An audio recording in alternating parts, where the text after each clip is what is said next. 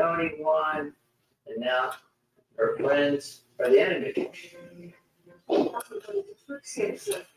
I knew that I had to go to his office and ask for my money back.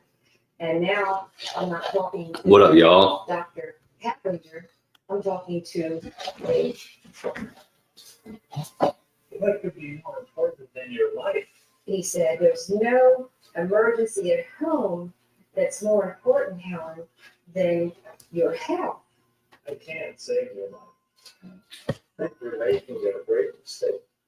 Helen insisted, and by the next day, Caplinger agreed to return 20 of the $40,000 payment she had made. We figured we could take that and be happy that we got that. So we thought 20,000 was better than 20. For Helen's ordeal, she remains cancer-free, but she is one of the lucky ones. There are dozens of others who suffered at the deadly hands of the doctor imposter.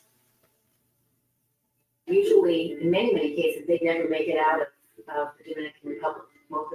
Many of them died there.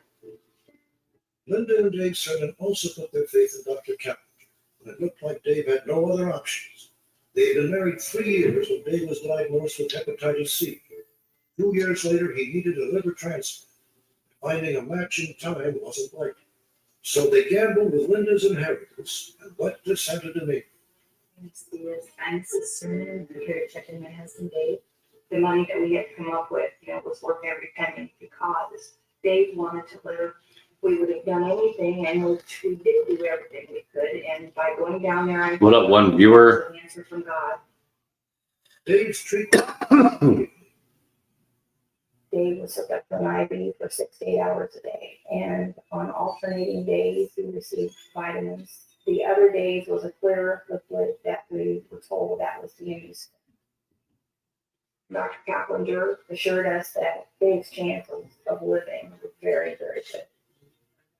But instead of getting better, Dave's health deteriorated rapidly. Getting very worried.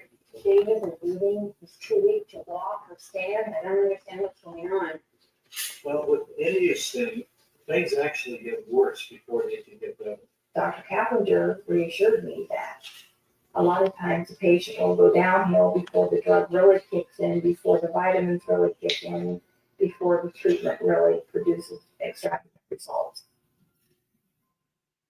As the weeks went by, Linda was shocked by the unsanitary conditions of the clinic. There was no water, probably 80% of the time. There was no electricity, probably 60% of the time. There was lizards crawling on the walls. There was roaches everywhere. The conditions of this world-renowned institute was appalling. Look, I'm gonna go home. I want to see John. Like now. Although Dave hadn't been strong enough to get out of bed for weeks, Linda was desperate to get him home to see his son. This is Sermon. What can I do for you?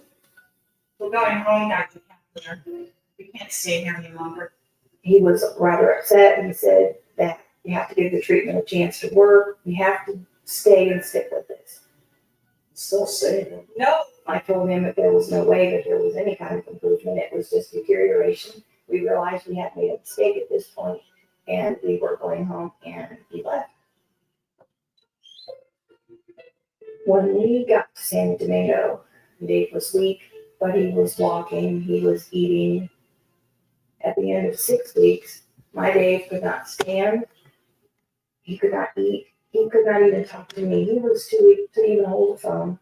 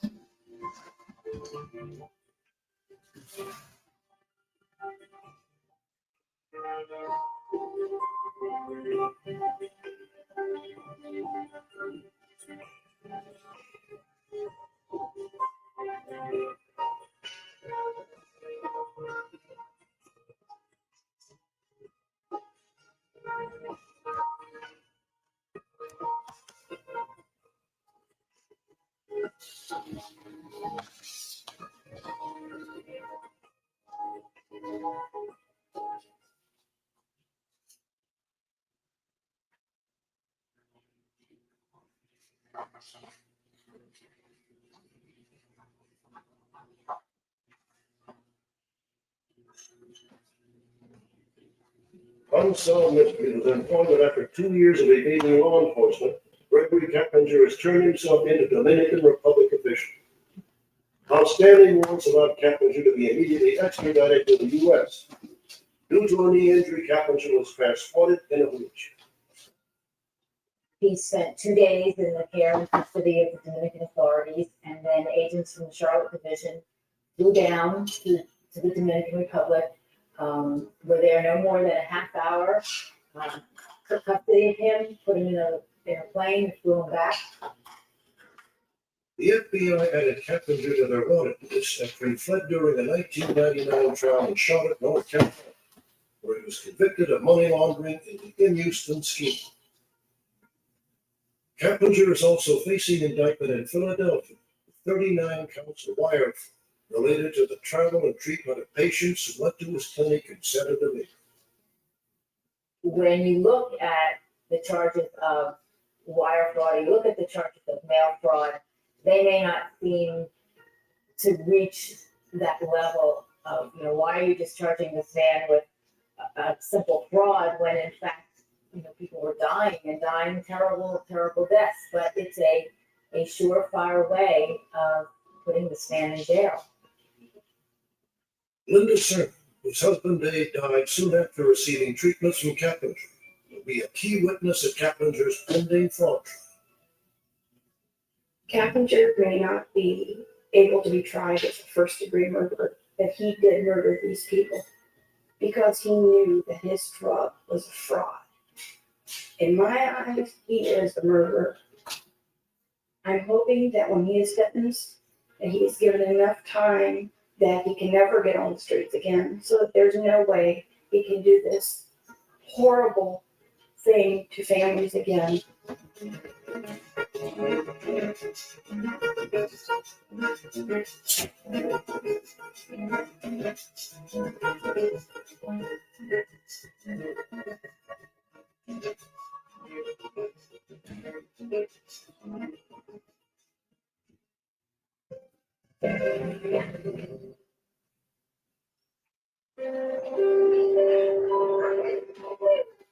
By any measure, he was a hero. At the age of 24, both of Frank Montenegro's parents suddenly died, leaving behind Frank and 5 children under the age of 18. Frank's response was both unselfish and noble. He immediately gave up his carefree life in San Diego, moved back home to Hayward, California to raise his orphan brothers and sisters. He basically looked like an angel that came into her and said, it's going to go right. You've seen it. And we don't have to worry about being put in places and, not being taken care of. Soon the story of Frank's sacrifice was national news. Numerous newspapers and magazines proclaimed how Frank's generosity should be a lesson to us all. To support his family, Frank taught special education at the local elementary school. He seemed to be not only the perfect teacher, but also the perfect citizen, an avid churchgoer, devoted family man, passionate mentor to troubled kids. Known affectionately as Mr. Monty, everyone admired and trusted Frank Montenegro. Then the mother class said she made a good discovery. I noticed in his clothes a new pair of underwear. Really? This piece?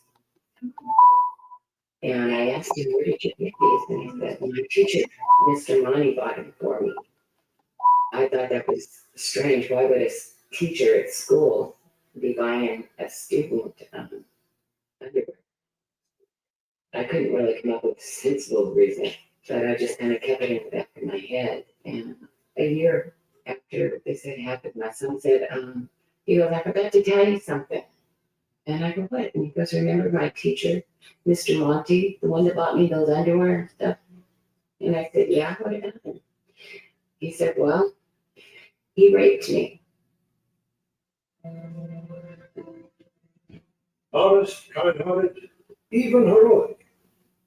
These are the words commonly used to describe Frank Montenegro. Could somebody who seemed to care so much for children be harming them in such an unspeakable way? Because false accusations have been made in past cases of alleged child abuse. All of you facing a troubling dilemma. Was Frank an upstanding citizen? Or was he really a child molester in this case?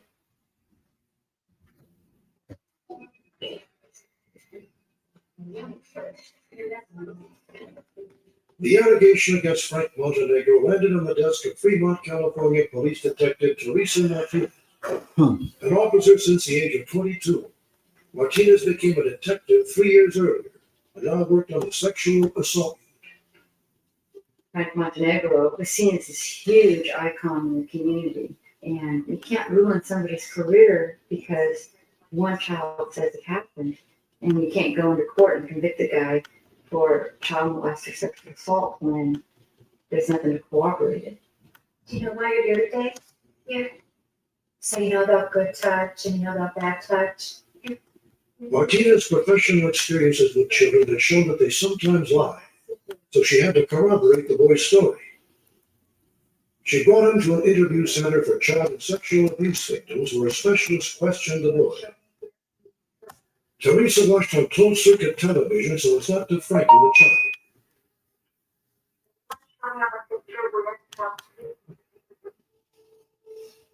Here. And where do you call that spot? What came out of that interview is the victim said that all the students in his class had seen what occurred. When we heard that, everybody's opinion was, okay, we know that's not true.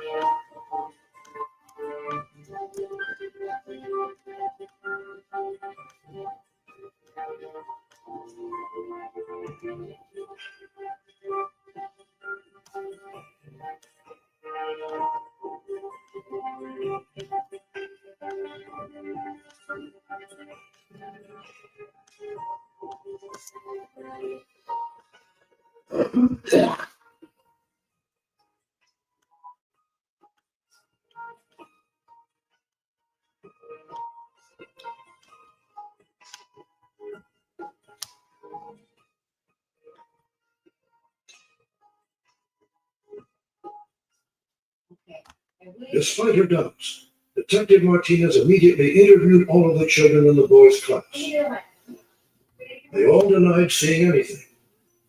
Martinez decided to re-interview the boy herself. Kids, and not one of them said they saw it. Now, don't you tell me the truth? Did any of those kids see what happened? The boy admitted to lying about the other students seeing it. He said he became scared during the interview and thought this lie would stop investigators from questioning him.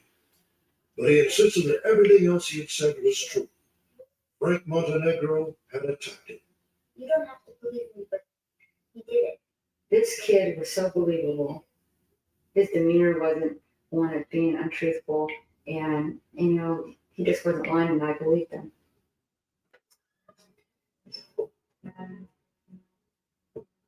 This is Mr. Montenegro's classroom. Detective Martinez searched Frank's classroom where the victims What's up, said Blair? the attack took place. I'm just chilling, watching Unsolved She found Mysteries. something you'd never expect to see at an elementary school.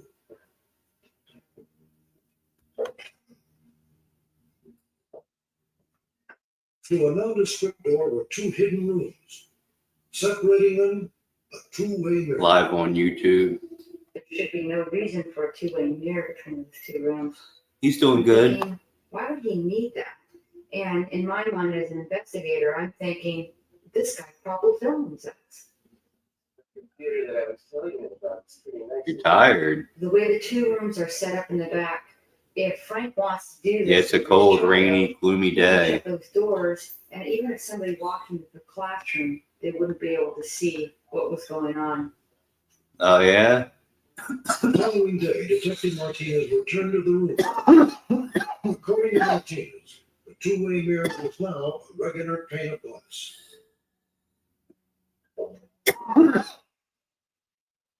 Fearing that Frank might have gotten wind of the investigation and was possibly Yeah. stolen evidence, Martinez moved into high gear. A search warrant was immediately secured for Frank's home.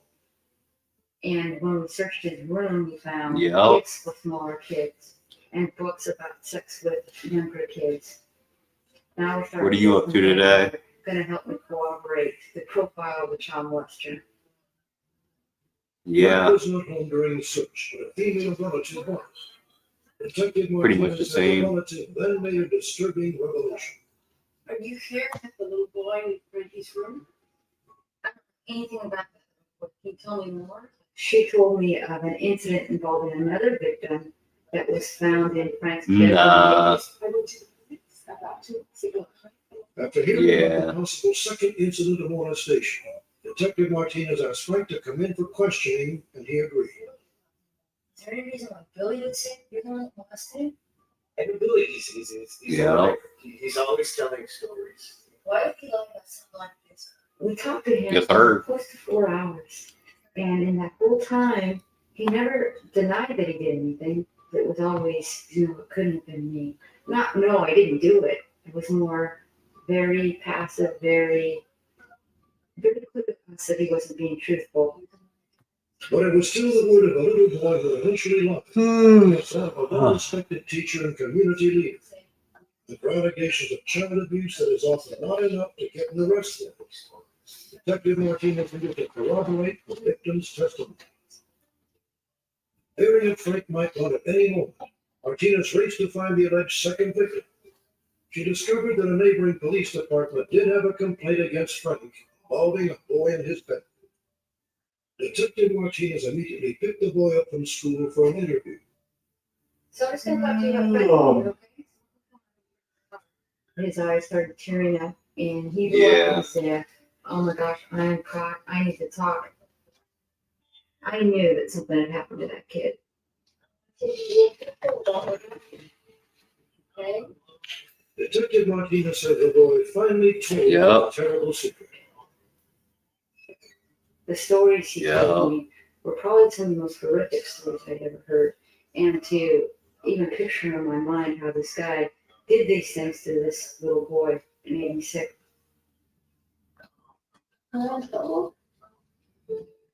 I had some Honey Nut Cheerios for To breakfast. see this little kid who's a great little boy. Yeah. That he was bad. No, he wasn't bad. I got shells and cheese. Martinez now had the corroboration she needed to arrest Frank Montenegro. Enough. But it was too late. Montenegro was already long gone. 6 days after Frank was released, already that his name was found abandoned in the forest next city. His whereabouts was not known. The police believe he is likely returned to the United States. It was hard for me to believe that he did this.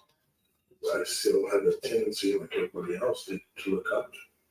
That shit's banging. My heart has to go out to his children that this has been done to. Because if their innocence has been taken. You don't know what you're missing. I don't think just because he had a close run-in with the law that would motivate him or scare him to stop his actions. Oh, that cheese sauce is so good. With him wherever he goes. And I hate to think that other kids are going through what my son went through.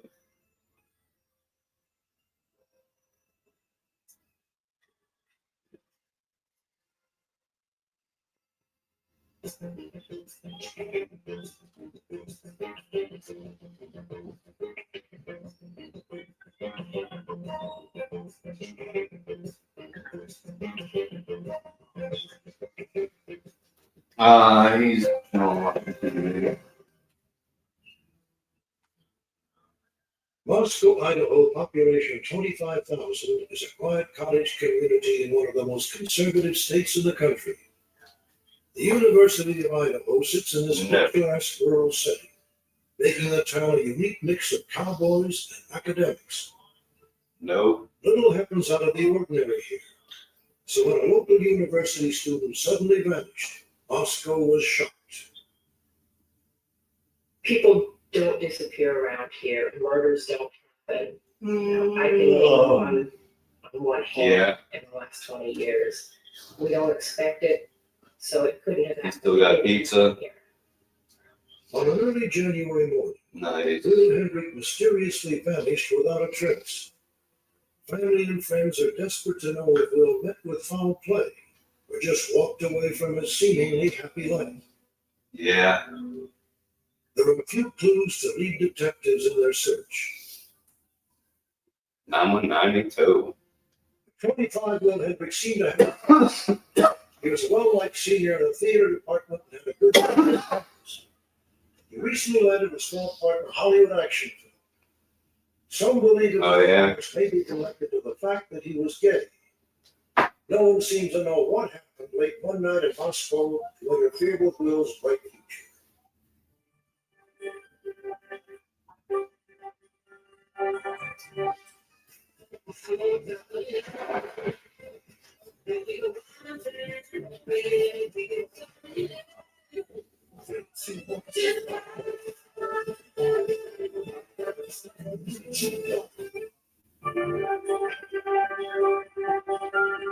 Alright, I'll let you know if I hear anything about that iPod. Alright. Peace.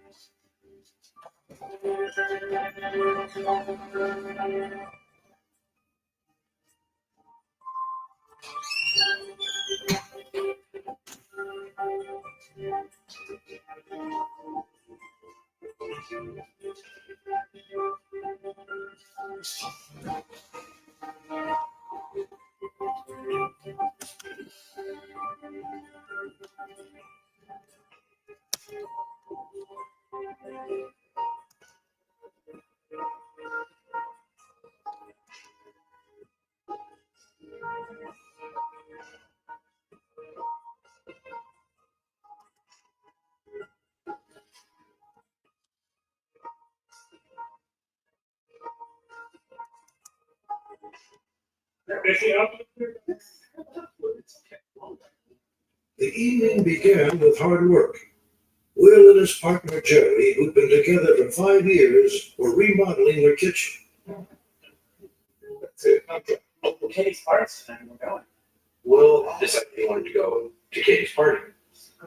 I didn't want to go, I wanted to go to sleep. And at about midnight, he said, okay, I want to go and I'll be home in a few hours. I'll see you in a few hours. The last thing I told Will was, I love you. And he said, I love you back. It was the last weekend before school started, and everyone was coming back into town from Christmas break. It was a perfect excuse for a party.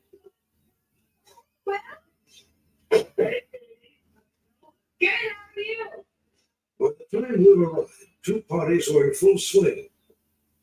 On the third floor were Moscow locals, mostly former athletes from the town high school. Katie's party on the second floor was for her friends from the college theater department. Because of the two different worlds that were kind of colliding that night, my concern was that there could be a possibility for some sort of confrontation, since Will has no problem being open with how he is and with every opinion. I like that guy. Throughout the night, Will was preoccupied with another friend, Karen, and the trouble she was having with her boyfriend, a local resident who was attending the third floor party.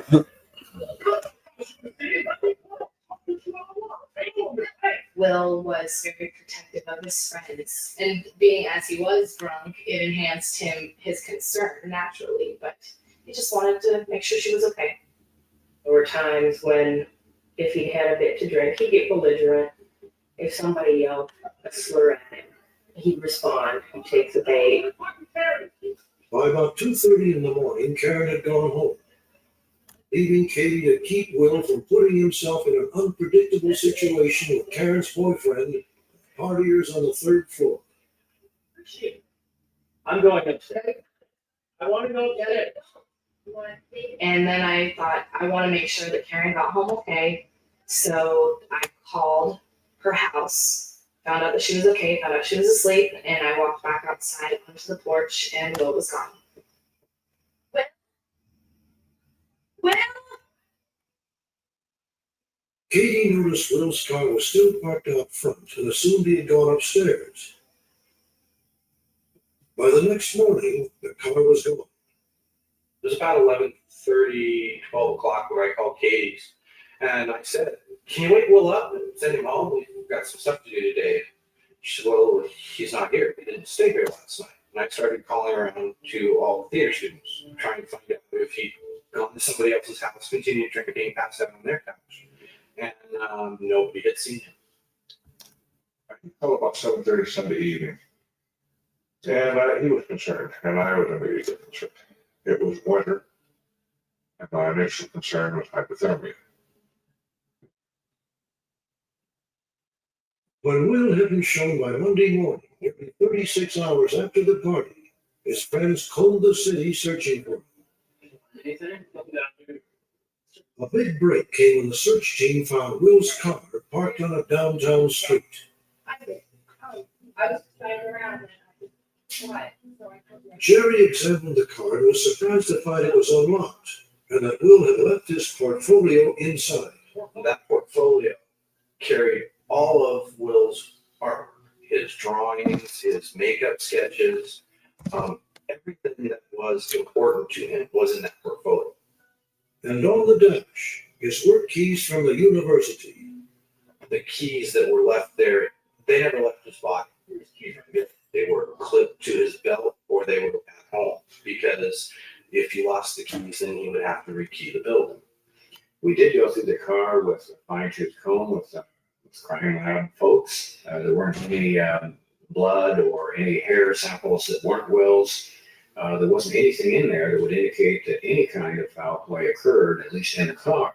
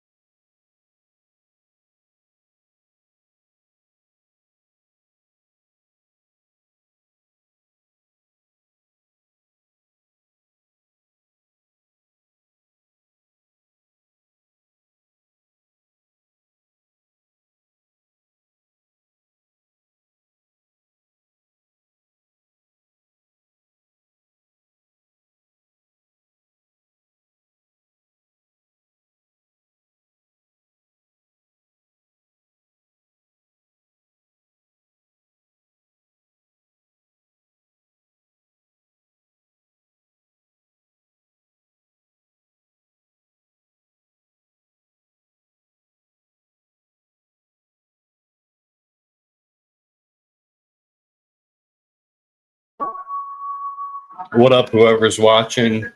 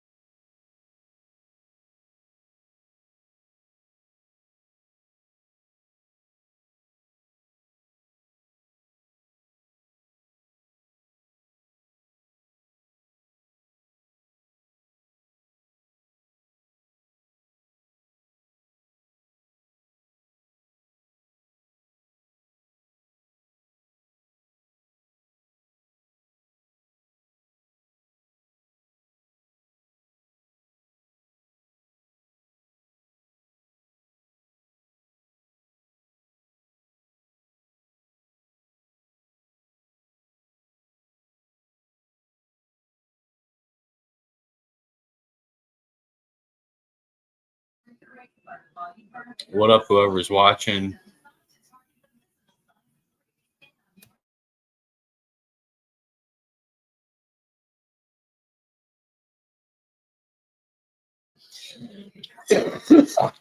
Mm. I think I'm gonna get ready to go out for a smoke.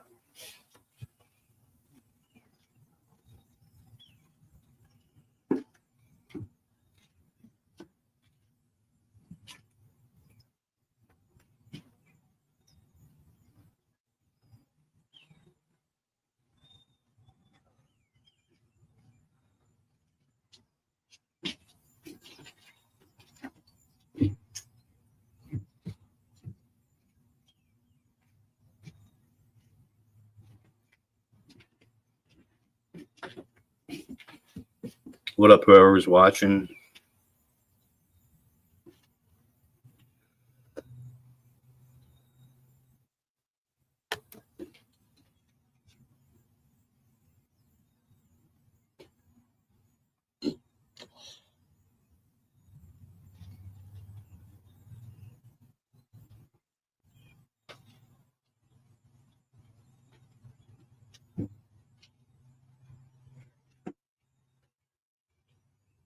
Here comes Moo Kitty.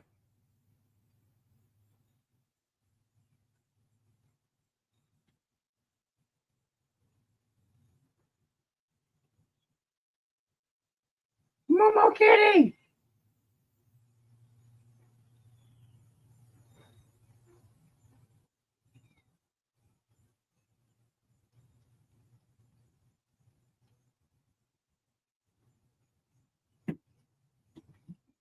What's up, Moo? You got a little bit of food here.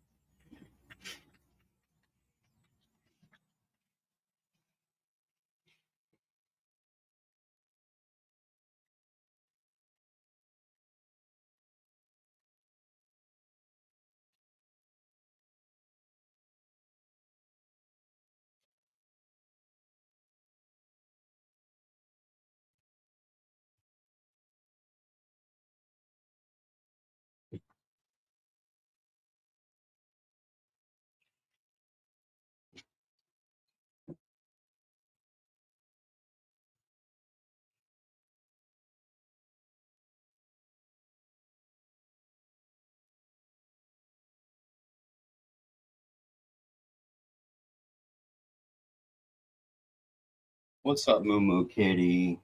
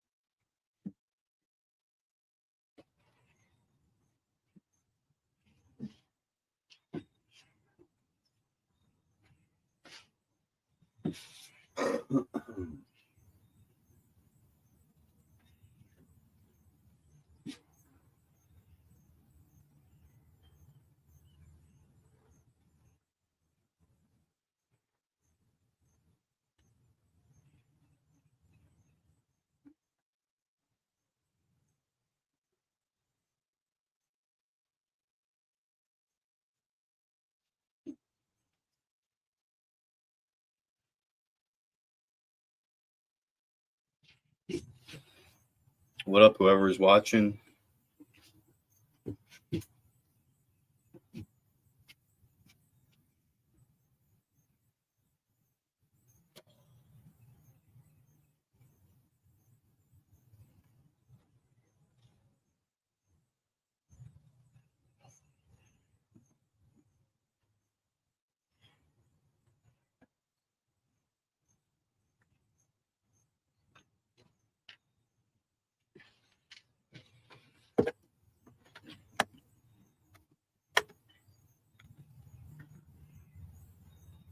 What up, whoever's watching on the Almighty Dark Carnival?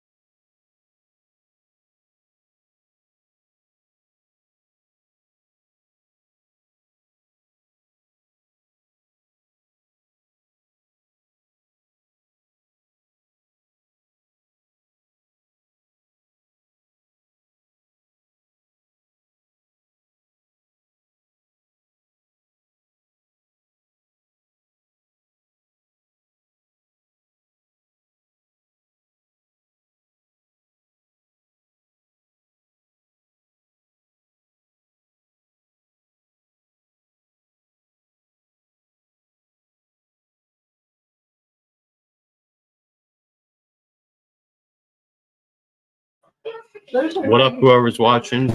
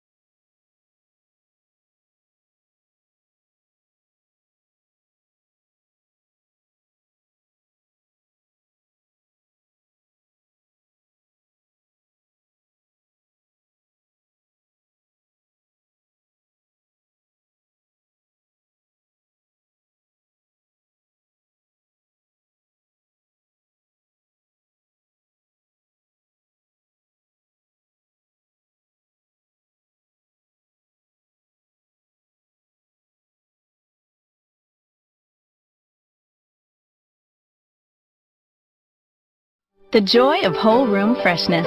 Glade plug-in scented oil fan. All around you don't even know it. It's the only freshener to use a continuous built-in fan. It's just there in the air. Unlike some fresheners that seem strong just around the outlet, the Glade fan continuously circulates fragrance throughout your whole room. This shit'll blow your motherfucking mind. Magic everywhere in this bitch. Plug-in scented oil fan from Glade. The pure motherfucking magic of fragrance.